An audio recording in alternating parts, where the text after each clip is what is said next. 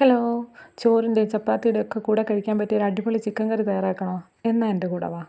നമുക്ക് ആദ്യം തന്നെ കുറച്ച് തേങ്ങ വറുക്കണം. അതിലേക്ക് കുറച്ച് കറിവേപ്പില വേണം, കറുവാപ്പട്ട വേണം, പെരുംജീരകം വേണം, ഗ്രാമ്പു വേണം, ഏലക്ക വേണം. ഇതെല്ലാം കൂടി ഇട്ട് നന്നായിട്ട് ഇളക്കി ഈ നിറമാകുന്നത് വരെ നല്ല രീതിയിൽ വറുത്ത് കോരുക.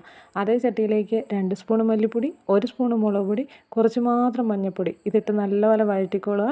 ആ നേരം കൊണ്ട് നമുക്ക് തേങ്ങ അരച്ചിട്ട് വരാം. തേങ്ങ ഇളം ചൂടോടെ അരച്ച് നല്ല വൃത്തിയാക്കി എടുത്തിട്ടുണ്ട്. ഇനി അതാ പൊടികളുടെ പച്ചമണം മാറിയിട്ടുണ്ട്. ഇതിട്ട് ചിക്കൻ കുഴച്ചെടുക്കാം.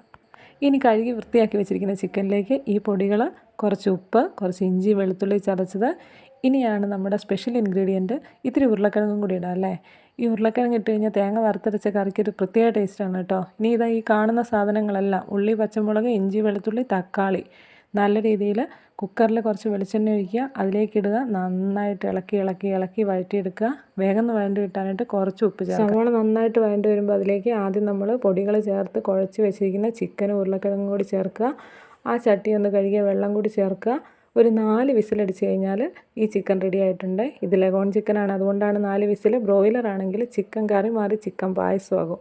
ഇനി അതിലേക്ക് നമ്മൾ വറുത്ത് വെച്ച് അരപ്പ് കൂടി ചേർത്ത് നന്നായി ഇളക്കി കഴിഞ്ഞാൽ നമ്മുടെ ചിക്കൻ കറി റെഡി. ഇനി ഞാൻ പോയി കുറച്ച് ചോറ് കഴിക്കട്ടെ. നിങ്ങളെന്തായാലും കറി വെക്കാൻ തുടങ്ങിക്കോ. പിന്നെ കാണാം.